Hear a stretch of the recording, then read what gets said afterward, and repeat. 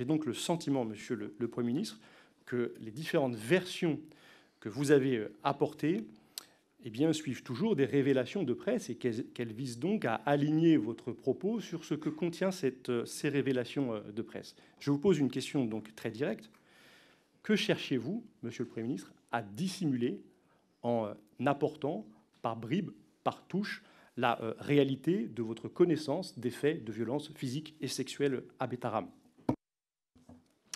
Monsieur Vannier, j'ai déjà décrit votre méthode qui consiste à essayer de tirer la réalité pour nourrir un procès en scandale.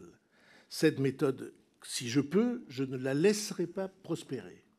Donc, vous présentez tout cela comme si les déclarations qui sont faites en réponse à des questions au gouvernement étaient des déclarations sous serment devant un juge.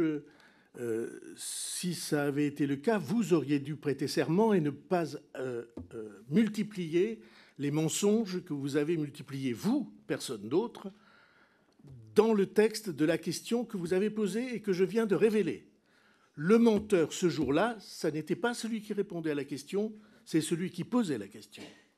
Et je peux, si vous voulez, répéter les 4 mensonges qui ont été les vôtres. Moi, je n'ai pas menti. Vous mettiez en cause le ministre de l'Éducation que j'étais. Quand j'étais ministre de l'Éducation, je n'ai jamais entendu parler d'autre chose que ce qui était dans le journal, sur lequel j'ai diligenté une inspection dont je n'avais pas de traces, et je n'avais jamais entendu parler de violences sexuelles. Jamais.